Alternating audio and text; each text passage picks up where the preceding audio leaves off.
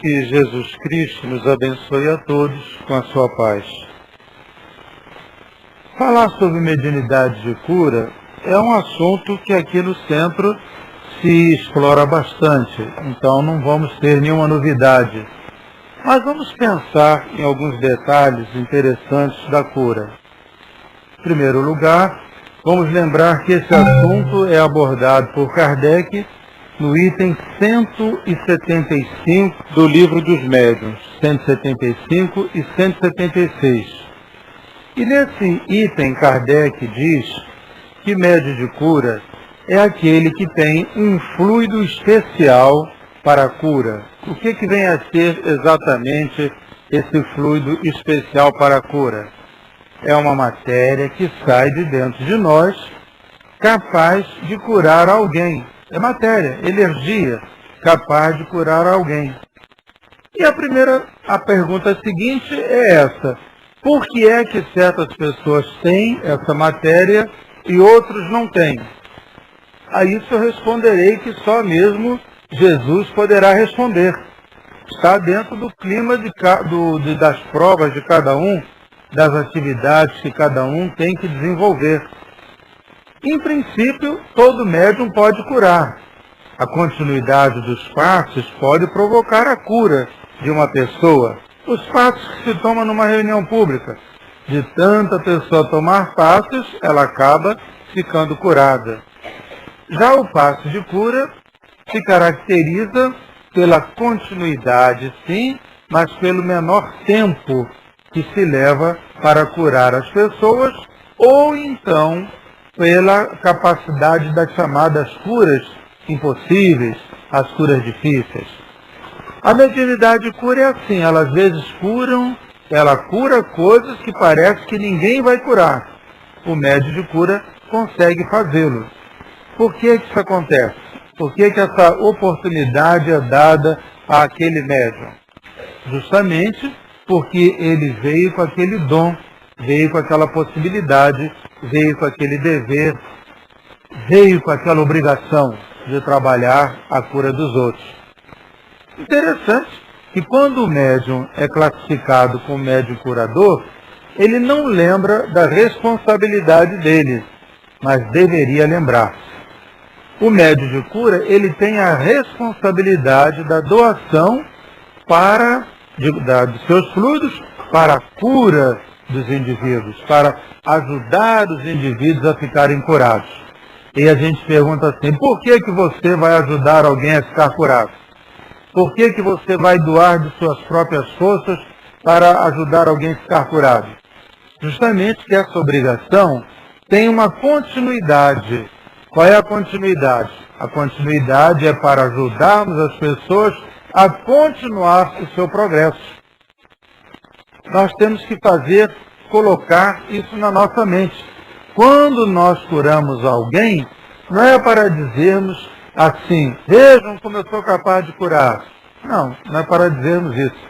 É para dizermos assim: eu estou ajudando as criaturas a ficarem com saúde para que elas continuem a trabalhar. Então o médium curador, ele funciona assim como um auxiliar dos guias espirituais, das pessoas a quem ele cura, e também, claro, como um auxiliar dos seus próprios guias espirituais. Conceituando a coisa desse modo, nós começamos a dizer assim: como é que eu vou desenvolver melhor a minha capacidade de curar? Como é que eu vou desenvolver melhor os meus recursos para curar aos outros? Como é que eu vou fazer isso? O médium de cura, ele é uma pessoa que ele tem que cuidar da sua saúde, tem que cuidar da sua alimentação, tem que cuidar dos seus pensamentos, tem que cuidar dos seus hábitos mentais. Médium de cura com capacidade de brigar toda hora, com pensamentos continuamente ruins, ou com aqueles pensamentos maus, ele não é capaz de transmitir um bom fluido às pessoas. Então esse cuidado de desenvolver os pensamentos sadios, os pensamentos positivos, isso faz parte do aprendizado da técnica da mediunidade de cura. Quando nós vamos desenvolvendo essa técnica, simultaneamente e até por aproximação dos guias espirituais, nós vamos começando a desenvolver certos critérios de vida. Nós já evitamos certos tipos de bebidas, nós já evitamos certos tipos de locais, nós já procuramos pensar com maior elevação, nós já temos a preocupação com o próximo. Interessante observar que essa preocupação, ela surge como decorrência do apoio do plano espiritual, mas também como decorrência do nosso próprio entendimento. Quanto mais vocês veem o médium se dedicar à cura, mais vocês veem ele com interesse na saúde do semelhante, o interesse na vitória pessoal das criaturas, nós sentimos que as pessoas precisam ser ajudadas, nós sentimos que as pessoas precisam ter energia para caminhar, enfim, nós vamos aprendendo a desenvolver a qualidade de socorro, sim, mas também de amar ao próximo pelo sentimento do próprio amor em si mesmo. O médium, nesse caso, ele vai criando condições especiais dentro de si. Ele cultiva, entre outros hábitos, a expectativa com relação aos outros. Interessante que médium de cura que não tem expectativa, ele não é capaz de curar alguém. Porque a doença é uma coisa assim que você não tem como prever quanto tempo uma doença vai durar numa pessoa. Você não sabe quais são as provas daquela pessoa, não sabe por que ela está doente. Mas se o médium de cura não tiver essa expectativa, ele vai ficar curado, ele precisa ficar curado, ele vai vencer, ele perde o sentimento de que o trabalho dele vai resultar em alguma coisa. Se nós tivéssemos assim o pessimismo diante da cura, de imediato nós deixaríamos de gastar o nosso fluido. É um detalhe que as pessoas ignoram ou não prestam atenção na mediunidade de cura. É a expectativa. O fulano vai vencer, o fulano vai sair da sua dificuldade, o fulano vai superar o seu problema, ele há de conseguir a saúde dele. Essa expectativa que existe no médium curador o anima a prosseguir. Kardec, na Revista Espírita do ano de 1858, se não me falha a memória, do mês de outubro, ele disse assim, que o médium curador, ele precisava transmitir o fluido com uma certa cota de energia. Precisava dar praticar a cura com uma certa vontade de curar. Precisava ter o que ele chama de um fluido enérgico. E até a palavra que ele emprega é assim, se a energia for mole, o termo que ele usa é se a energia for mole, o médium também passará a sua energia com um certo estado de inanição, com uma certa paradeza. Aí a gente vê, às vezes, o médium de cura dá uns passos, assim, parece que eles estão movimentando as mãos sem nenhuma vontade, parece que o braço está quase caindo. Não é que a gente vai fazer movimentos enérgicos, ao ponto até de assustar aos outros, porque o fluido é movimentado pelo pensamento. Então, quando nós olhamos para uma pessoa, quando nós esticamos as nossas mãos na direção de uma pessoa, nós temos que dizer assim, está saindo de mim um fluido com energia, com vontade, com sentimento, eu quero que a pessoa saia daqui melhorada. Essa pessoa vai lá, estou dando aquele passo, será que ele vai ficar curado? Será que vai dar certo? Será que é isso mesmo que vai acontecer? Não sai aquela energia com vigor. Isso que está falando não é altivo, não. É o próprio Allan Kardec, Revista Espírita de outubro de 1858. Está lá bem claro.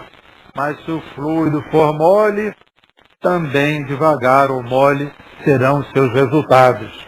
Então, o nosso pensamento tem que ser com uma certa cota de de vivacidade. Por isso que quase todo médium de cura é meio elétrico, né? Às vezes até elétrico demais. Tem horas que a gente tem que mandar o médico ficar um pouco mais devagar, né? Em compensação, tem outros médios de cura que dá vontade da gente dar uma maniveladas nele, para ver se eles correm um pouco mais, porque a coisa fica, o passo dele está, eu digo, gente, não está saindo fluido nenhum, porque a pessoa então estará esticando a mão sem a correspondente energia da vontade. A energia da vontade também surge dentro de nós como um sentimento de socorro ao próximo. Imagine se nós vemos uma pessoa caída no chão, se nós vamos nos aproximar com passos lentos, vamos dizer, olha, você não pode levantar, não, a gente vai logo, de imediato, pega a pessoa, às vezes até um pouco abruptamente, né? A gente pega a pessoa, levanta a pessoa, porque nós queremos ver a pessoa de pé. O fluido curador, ele é assim. Ele precisa trazer a marca da vontade. Sem vontade, e eu repito, não vamos confundir vontade com grandes gestos, com movimentos expressivos, não. O movimento existe, mas a vontade da gente, o pensamento da gente tem que ser bem determinante. Nesta hora, nós vamos percebendo que o médium também desenvolve, o médium curador desenvolve uma outra qualidade. É aquilo que nós podemos chamar de força do pensamento. É o pensamento contínuo, o pensamento que é capaz de ser continuamente voltado para aquela criatura, para que aquela criatura consiga se reerguer, para que aquela pessoa tenha capacidade de levantar.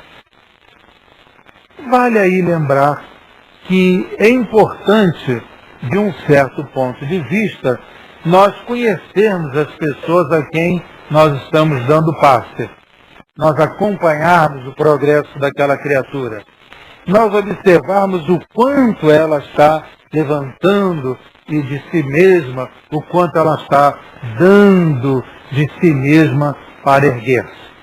Quando nós vemos um doente pela primeira vez, às vezes nós temos que fazer aquilo que os magnetizadores dizem, fazermos a aproximação. Temos que conhecer como é a pessoa, temos que conhecer como é que ela é intimamente, temos que casar, acomodar os nossos fluidos com o dela, para que o nosso fluido possa influenciar sobre a mesma. Quando chega uma pessoa pela primeira vez numa sala de cura, nós ficamos assim como que dizendo assim, quem será essa pessoa? Como é que é o fluido dela? Qual é a necessidade real dela? É necessário que haja esse casamento fluídico que normalmente se efetua no decorrer das sessões.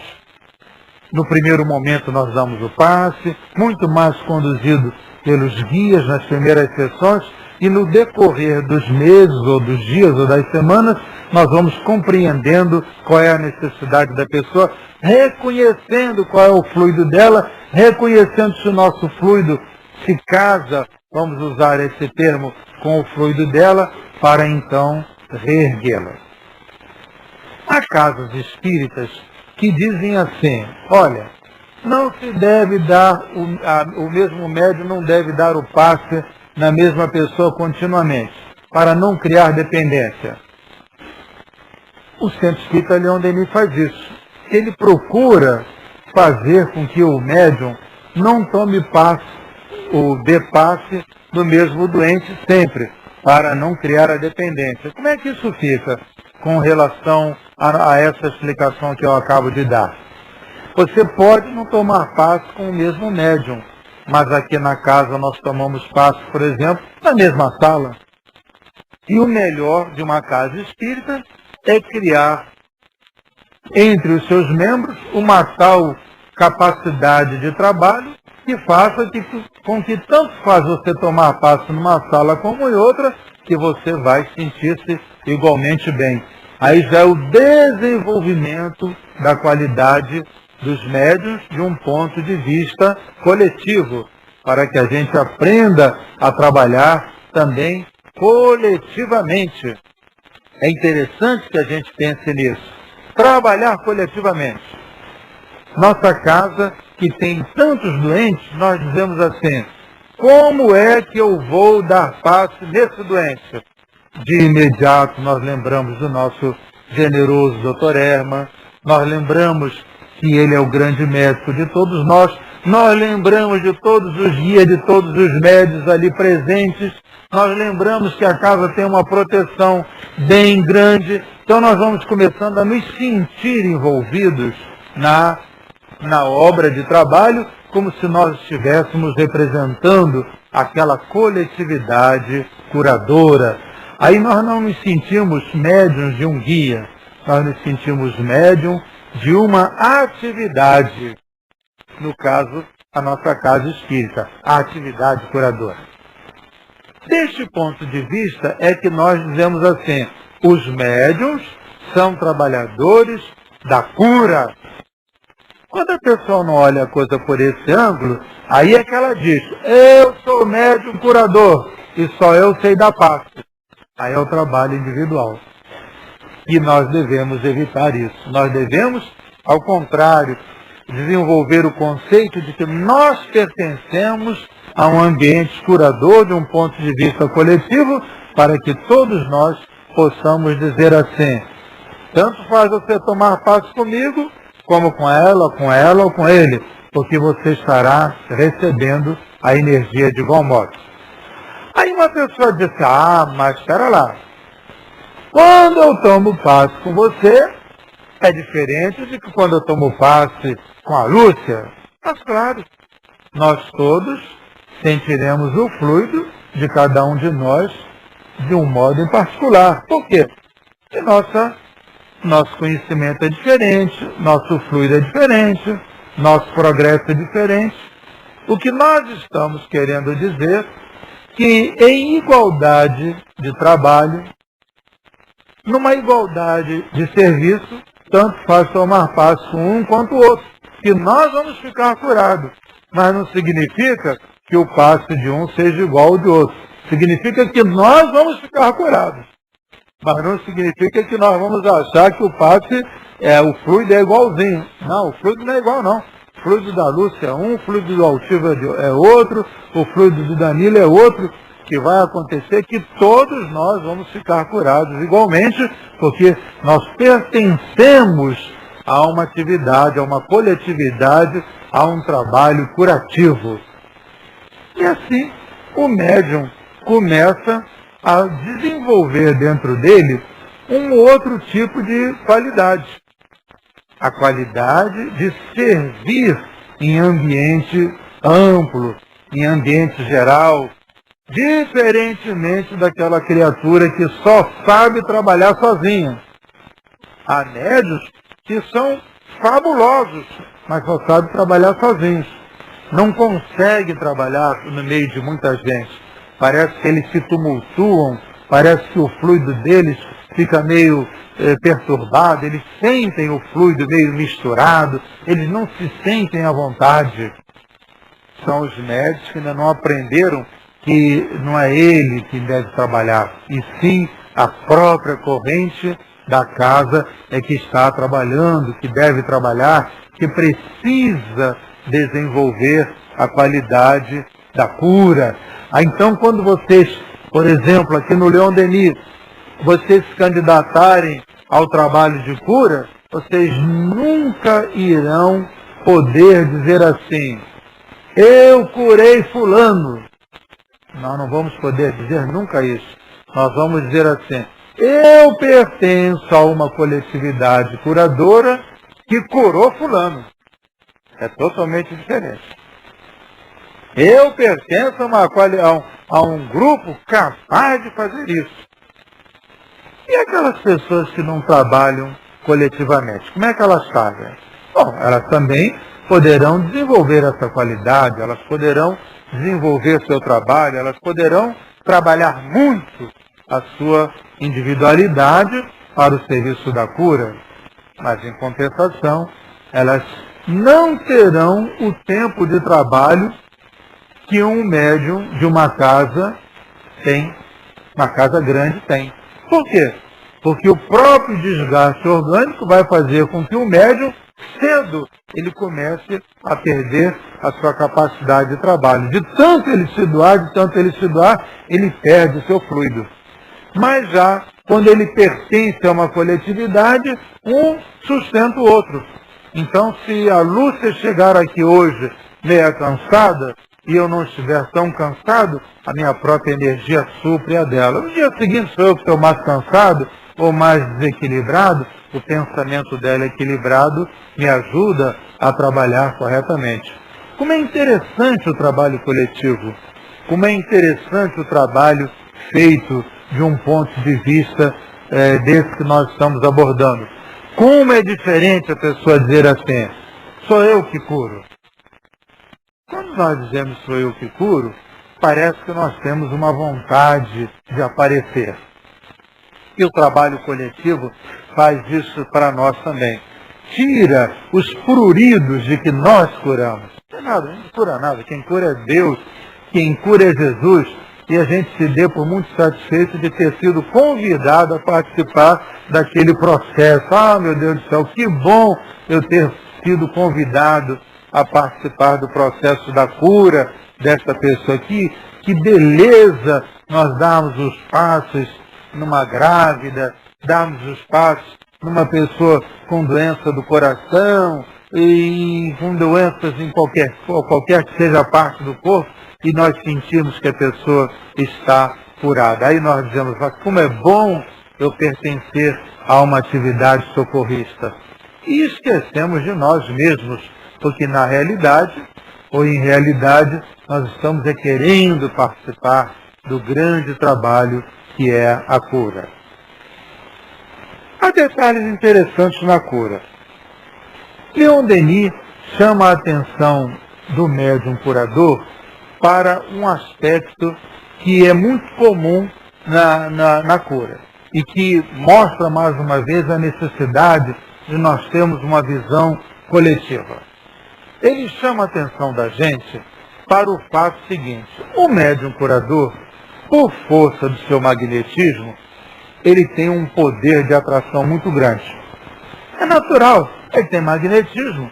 O magnetismo atrai as criaturas.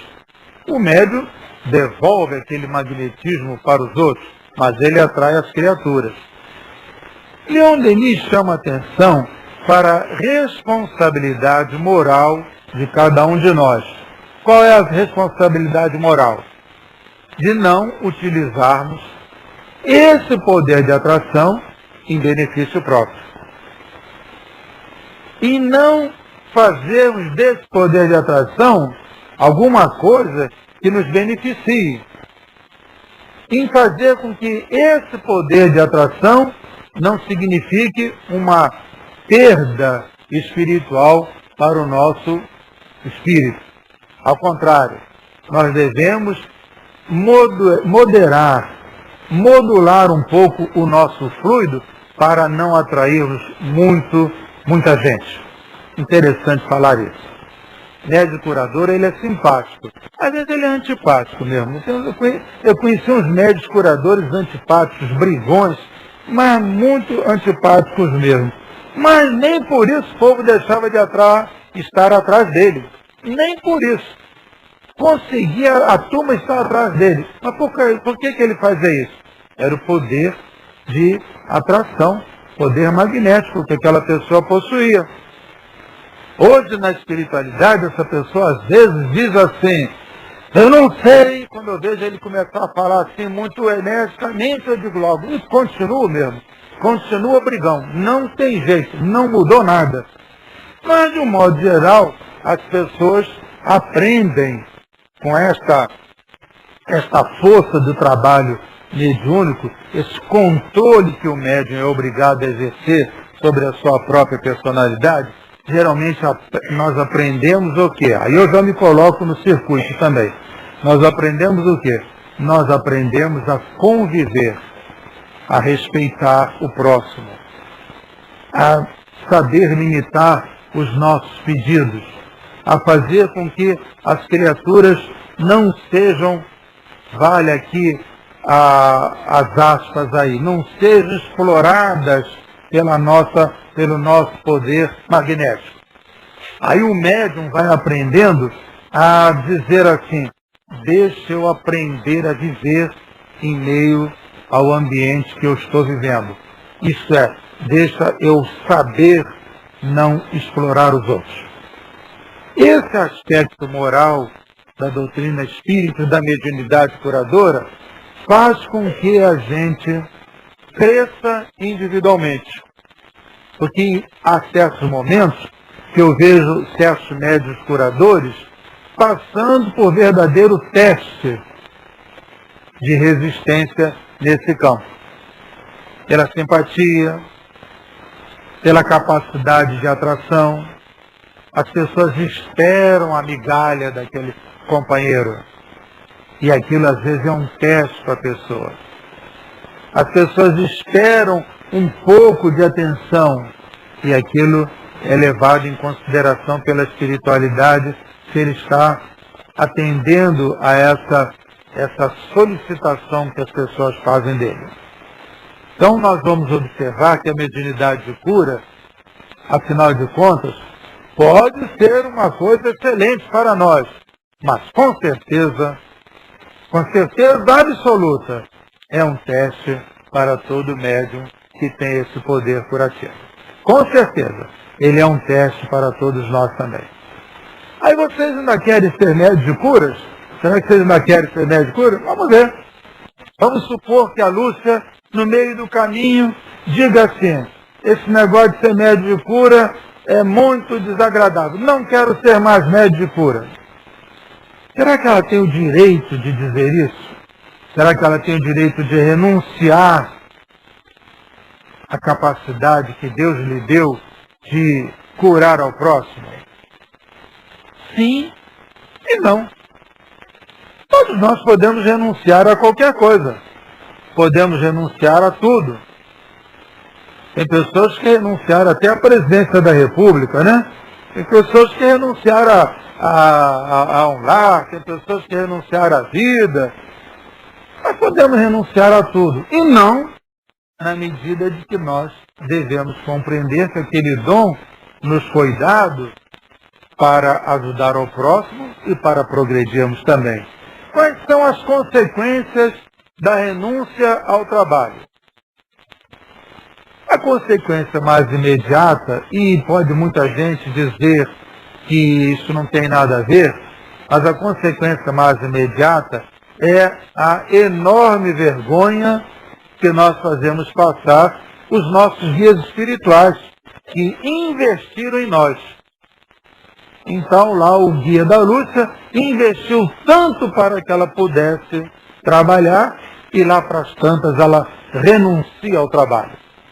Naquele momento que ela renuncia ao trabalho, o guia espiritual dela é que diz assim: puxa vida, mas eu fiz tudo para que ela pudesse trabalhar e, no entanto, ela largou o serviço em meio do caminho. Então a primeira consequência é essa. A consequência seguinte é ela mesma passar mal. Uma vez eu falei para um senhor que quando a gente renuncia à mediunidade, nós passamos mal fisicamente. O senhor ficou muito aborrecido comigo, que ele diz assim: Deus não pode castigar a ninguém. Eu disse: mas quem é que diz que Deus está castigando? Não, mas o que você está falando significa que Deus está castigando. Não está, não. É como se nós nascêssemos com uma determinada cota de energia e, por não a utilizarmos, aquela cota de energia fica rodando aqui dentro de nós mesmos e não tem condições de expansão. Então nós começamos a ter 1 milhão de coisas que a gente não sabe o que é, que na realidade não é castigo de Deus, é mal-estar orgânico pela ausência do trabalho, pela capacidade, pela não possibilidade de darmos as energias para os outros, de doarmos as energias que nós damos para os outros. Uma vez, uma médium aqui da casa, que era uma boa médium, e ela passava muito mal, e ela sempre me dizia: eu não sei o que está acontecendo comigo, eu passo mal, eu estou sentindo um negócio eu não sei o que é dentro de mim, não sei o que é.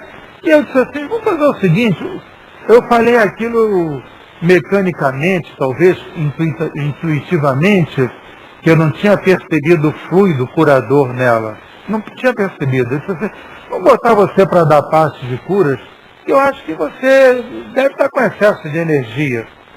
E eu a coloquei para dar passes de cura. Passado o mês, a encontrei e perguntei a ela, fulana, como você está? E ela usou o termo que eu passo para vocês.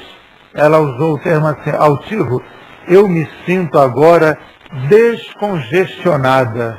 Eu sinto que eu estou sem aquela congestão fluídica que eu não sabia que era isso. Eu me sinto descongestionada. Quer dizer, ela estava doando energias, então ela começou a se sentir bem por conta da doação dela. O termo foi exatamente esse. Eu me sinto descongestionado. Descongestionada. Então vocês aí que estão meio congestionados, façam favor de trabalhar muito, que tem uns que já estão desgastados demais, já estão quase sem fluido para dar. Então está precisando de gente que venha aqui substituí-los, né? E substituí-las também. Tem muita médium aqui, muita senhora médium. Muito bem. Agora vamos a um outro aspecto da cura. Até agora eu falei no aspecto moral, que é um aspecto muito interessante das coisas. Como é que a gente cura a pessoa? Como é que nós passamos o fluido curador para as pessoas? Se nós pegarmos um magneto comum, vocês vão botar ali malha de ferro, vão passar aquele magneto, vocês vão observar que aquele magneto, aquela limalha, vai acompanhando o magneto. O médium curador, quando ele estica as mãos sobre um doente, ele atrai o fluido que o doente tem para as mãos dele. Os magnetizadores, não os espíritas, os magnetizadores, eles ensinavam que na medida que nós fizéssemos assim com as mãos, eles diziam que nós deveríamos fazer um movimento desse. Expulsava assim e expulsava. É o trabalho dos magnetizadores, não é dos espíritas. São os magnetizadores mesmo. Eles puxam a doença, o fluido, a coisa ruim que está junto da pessoa e fazem assim. Coitado de quem está do lado, né? Vai levar... Então é assim. Mas o trabalho do magnetizador é esse. É tirar e expulsar. Então, quando nós fazemos assim no doente, nós retiramos aquele fluido com o poder das nossas mãos, com o poder do nosso magnetismo. Mas Kardec lembra que você pode fazer isso não somente com as mãos, pode fazer com o toque, pode fazer com o olhar, pode fazer com a presença. Você atrai. Leon Denis foi o primeiro que falou que essa possibilidade era também possível com o sopro, com a técnica do sopro. Que André Luiz, no livro Mensageiros, ele também tem um capítulo todo para essa técnica do sopro. Como é que nós fazemos isso? Vamos voltar a lembrar do magneto. O magneto, passado assim, atrai a limalha de ferro. O médium curador, ele é uma espécie de um grande magneto. Ele atrai os fluidos que estão com a pessoa. Por isso que se ele não faz assim, como ensina o magnetizador, ele tem que aprender a dissolver nas suas próprias mãos aquele fluido que ele arrasta dos outros. Ele tem que aprender a fazer isso. Ele não precisa jogar para o lado, mas ele tem que aprender a diluir aquele fluido que ele atrai da pessoa. Então o magnetizador, quando ele movimenta as suas mãos, ele está fazendo com que as suas mãos sejam capazes de atrair as vibrações, as energias, a força fluídica das pessoas que não estão bem de saúde. Mas o fluido curador é diferente do poder de atração. É interessante que a gente deve lembrar de que há fluido curador e há poder de atração. Então eu posso curar uma pessoa com o meu poder de atração. Eu estou retirando aquele fluido pesado da pessoa. Mas o fluido curador é quando eu intervenho na própria musculatura ou quando eu intervenho no próprio perispírito da pessoa. Então, há momentos em que você, ao cuidar de um doente, você retira as energias doentes, ou como diz Kardec, as energias malsãs. E há momentos em que você aplica o seu fluido diretamente sobre a musculação, sobre os centros nervosos, enfim, sobre o sangue. Há exemplos muito grandes disso. Eu já tive um caso em que foi programado por uma pessoa fazer a verificação da sua qualidade de cura. Então, o teste foi feito, foi conduzido pelo Dr. Herma. Esse fato não se deu comigo, mas se deu comigo na participação somente. O Dr. Herma havia um médium que ele tem até hoje tem um bom fluido curador, e a pessoa não acreditava, um senhor não acreditava nesse poder curativo. E eu chamei um dia esse companheiro para dar passe num doente. O Dr. Herma pegou e disse assim: você fez exame de sangue quando? E o doente disse: fiz hoje. Então faz o seguinte, daqui a 2 dias você faz outro exame de sangue. E pegou a mão desse médico curador e colocou, esse médico curador que não acreditava no seu poder de cura, e colocou como se estivesse dando, como se ele estivesse fazendo uma aplicação de sangue na pessoa. Deixou aquele senhor dando fluido uns 10, 15 minutos. Uns 10, 15 minutos ali, dando aquela energia para aquele senhor. Aí, depois daqueles 10, 15 minutos, ele tirou e virou-se para o senhor e disse assim: amanhã você faz outro exame de sangue. Qual não foi a surpresa quando os glóbulos vermelhos tinham aumentado e muito com uma aplicação daquele médico curador. Um caso comprovado. Eu tenho pena até hoje desse senhor já ter desencarnado. Ele desencarnou há uns poucos anos atrás. O curador ficou muito impressionado com aquele poder que ele tinha nas mãos. Conseguiu trabalhar 5 anos, largou os 5 anos depois do trabalho e nunca mais trabalhou. Mas foi um caso de comprovação interessantíssimo de trabalho de cura. Então, nesse momento, você está agindo diretamente sobre o doente. Então, vocês vejam que há 2 métodos de cura: usando o magnetismo da própria mão para a retirada da energia ruim de junto do doente, e a aplicação direta daquele fluido, daquela energia sobre o doente. Aí vocês vão me perguntar: quando é que eu faço uma coisa, quando é que eu faço outra? Quando é que eu aplico só o passe, ou quando é que eu entro com o fluido na musculação? A rigor, quem vai dizer isso são os guias de vocês, o próprio guia de cada um, ou as circunstâncias. Há doentes que a gente vê que está assim muito depauperado, ou que está com uma doença específica. O mioma, você concentra o fluido naquele mioma para dissolvê-lo. Um problema cardíaco, você aplica as mãos envolvendo o coração com os seus fluidos. A pessoa chegou aqui perturbada. Ela não está com problema físico, ela está com problema no perispírito. Então, é o passe do magnetismo, é o passe da limpeza, é o passe da atração com as suas próprias mãos, retirando aquele fluido que envolve a pessoa, que a torna tumultuada, que a torna perturbada. As pessoas que chegam, por exemplo, com um processo de mediunidade tumultuada.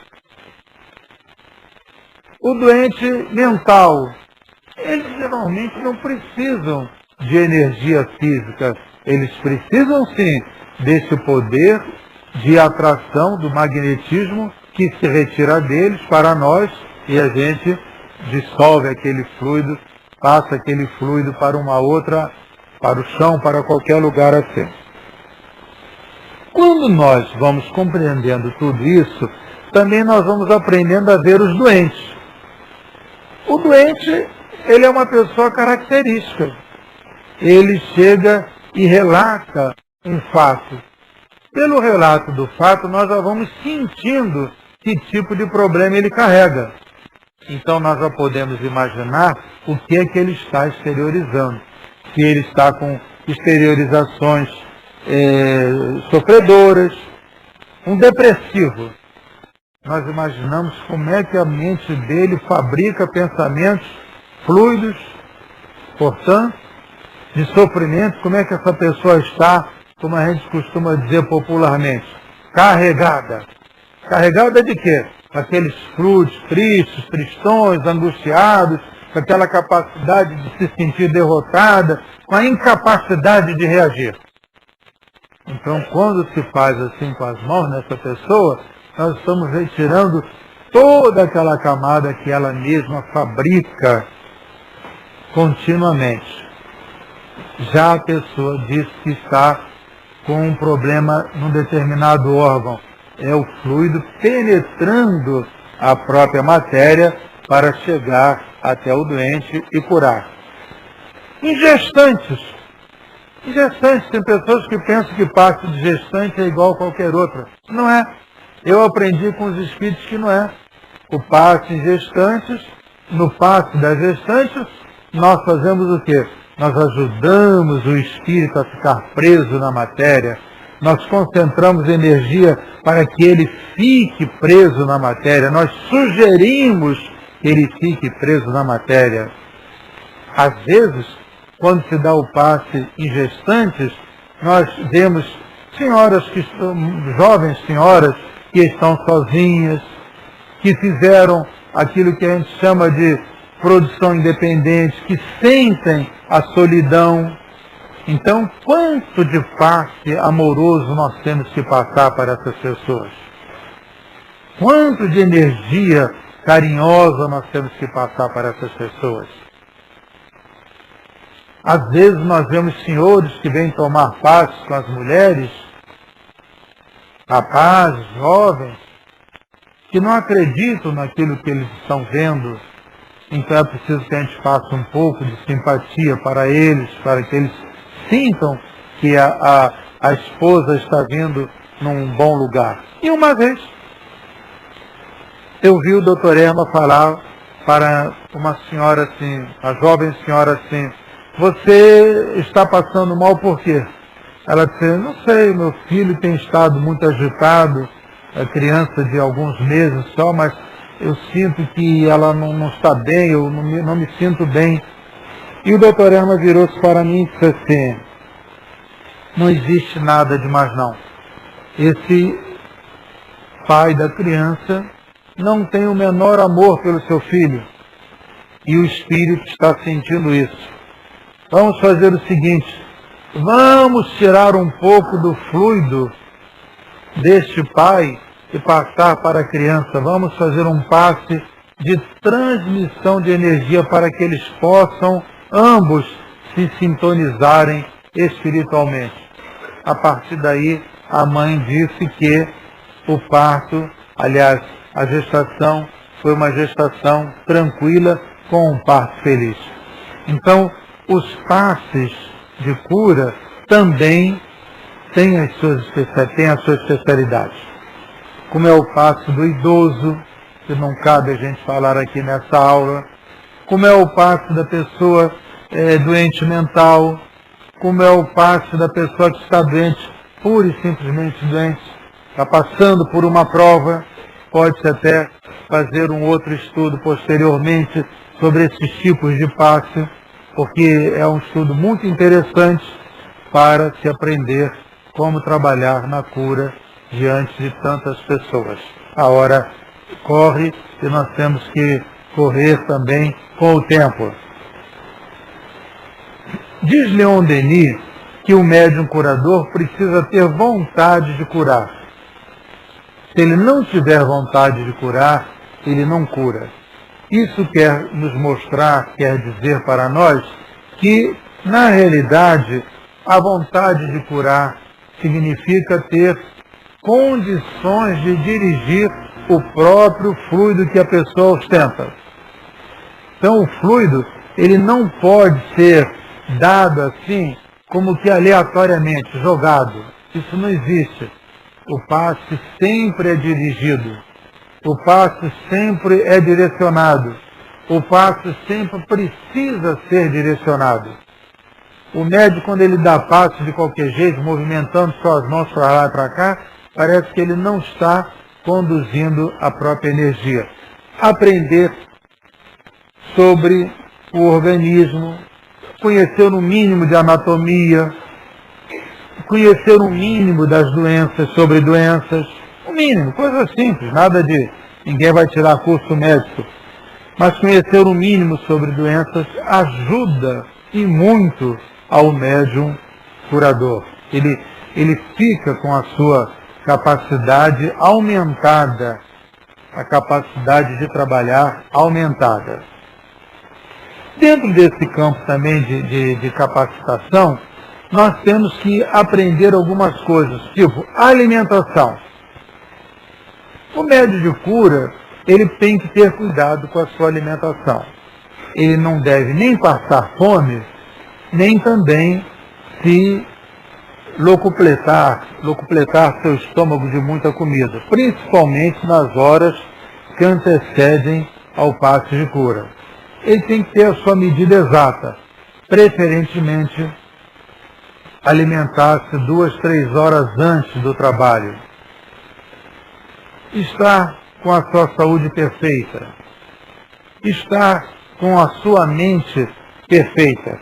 Estar com o seu pensamento superiormente colocado. No passe de sopro, André Luiz diz que a pessoa tem que ter uma boca habituada a falar o bem. Está lá no Missionários da Luz, no Mensageiros, quero dizer. Uma boca habituada a falar o bem. Além disso, um estômago sadio. Vocês estão vendo que o negócio está complicado, né? Está começando a ficar difícil para a gente trabalhar na cura do sopro. Por isso que existem tão poucos médicos curadores que trabalham com sopro.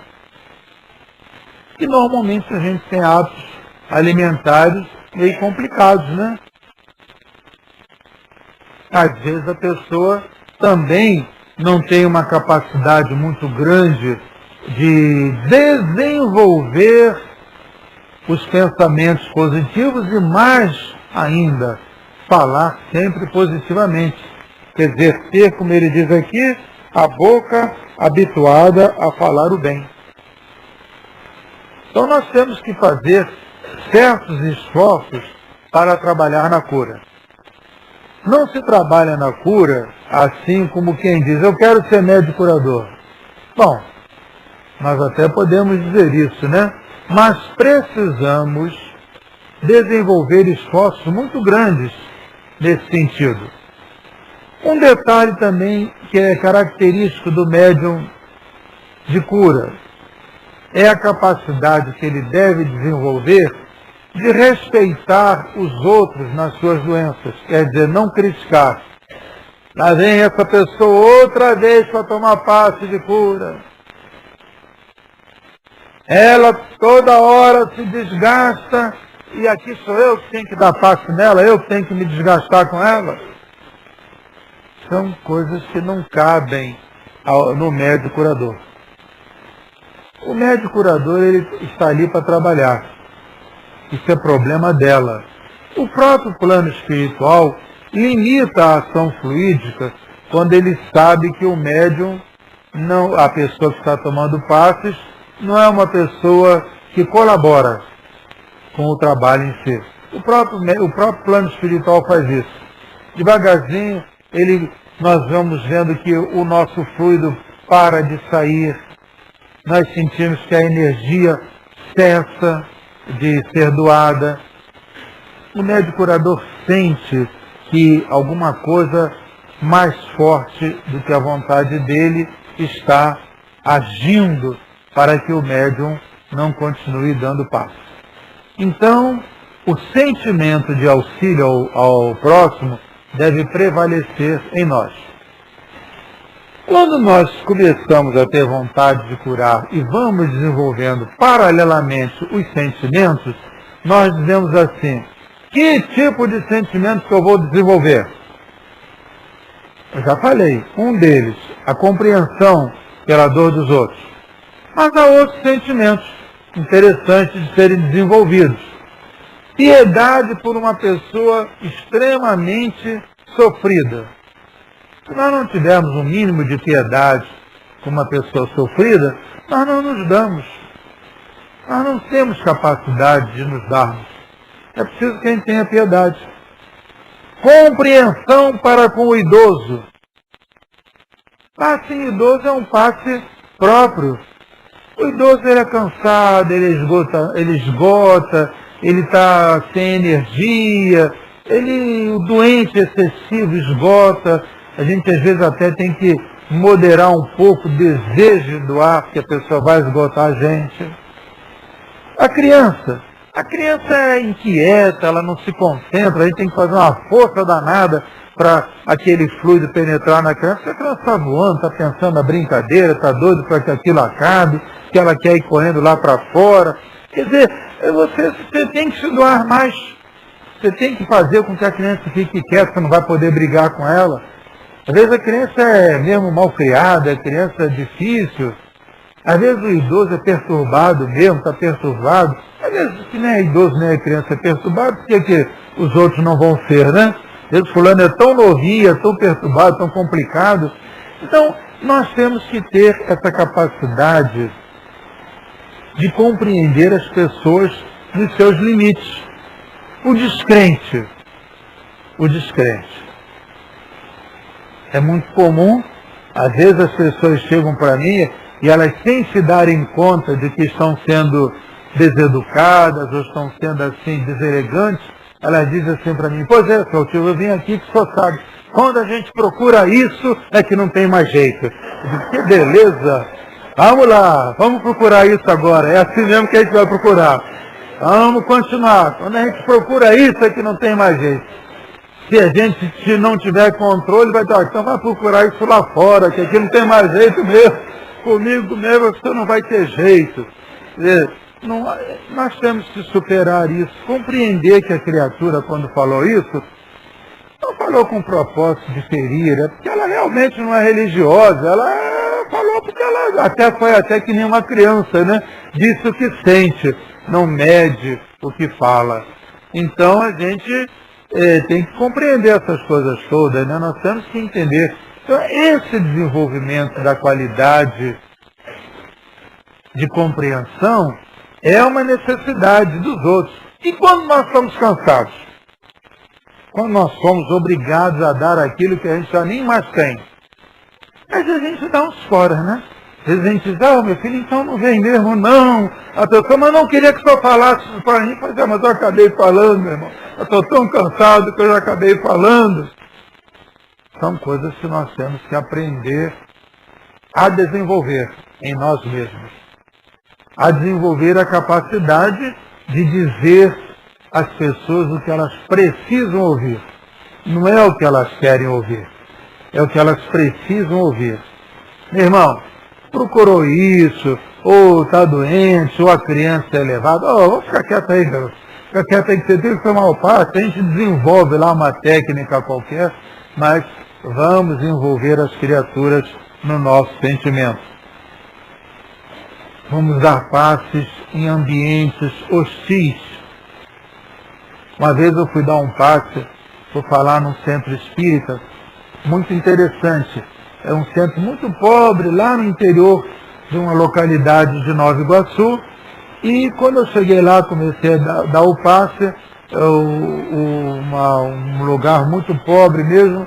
Comecei a dar o passo no centro, era uma rua afastada, comecei a fazer a prece, eu vi a presença dos espíritos, os espíritos chegando e começando a fazer o tratamento coletivo, e de frente tinha uma birosca, a senhora botou uma música do Martinho da Vila, em alto, o centro mais ou menos desse tamanho, não dessa largura, mas desse tamanho, sem som, e essa voz potente que eu tenho, vocês imaginam como é que foi o negócio eu disputando com o Martinho da Vila.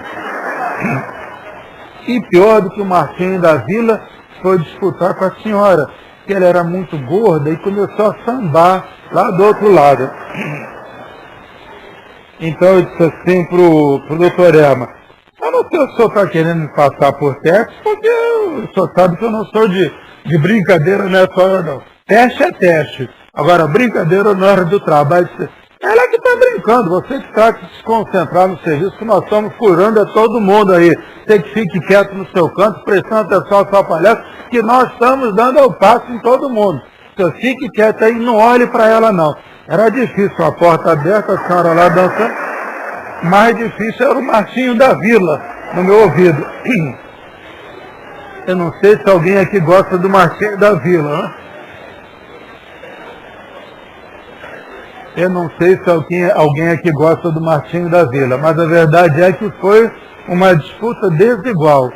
Com certeza foi desigual. Mas aquela concentração eu fui desenvolvendo, gritando, volto a dizer com essa voz, eu já estava gritando a essa altura do campeonato, e foi tão bom que o trabalho de cura foi ótimo. A cura coletiva era a primeira vez, nessa ocasião que eu fui lá, era a primeira vez que eu ia ao centro, e o trabalho foi muito tranquilo, foi um serviço de socorro muito bom. E dois detalhes interessantes. Quando eu disse assim, seja, a senhora chegou lá, desligou o disco e foi embora para dentro de casa. Quer dizer, foi ali para testar mesmo se eu era capaz de... Os guias dela, vamos ver se esse camarada sabe mesmo o que ele está falando, né?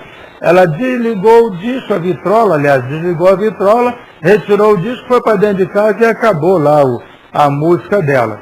E em seguida, outro detalhe interessante. Eu virei para a senhora e disse, escuta que eu não ouvi você dizer quem é o guia da casa. Aí ela disse assim, com toda solenidade, meu irmão, o guia desta casa é Paulo de Tarso. Eu digo, ótimo, para pegar uma brabeza dessa, minha filha, tem que ser Paulo de Tarso. Não vai ser André Luiz nem Bezerra de Menezes que aguenta isso aqui não. Tem que ser um Paulo de Tarso mesmo, senão não dá conta desse serviço. Então, nós vamos observando a cena. Às vezes nós temos trabalhos em determinados lugares que serão hostis a nós. Vamos lembrar da história do Paulo de Tarso. Se esquecer do Paulo de Tarso, lembra do Martinho da Vila, que é mais rápido, né? A gente lembrar. Nós vamos trabalhar no ambiente que for necessário trabalhar. Nós vamos trabalhar porque o passo de cura vai depender muito de nós mesmos. Do nosso sentimento, do nosso desejo de servir, da nossa capacidade de disciplina. Às vezes a gente pensa que nós não temos amor para dar na cura. Temos sim, gente. Tem amor incipiente, mas temos. Temos a capacidade pequenina, mas temos.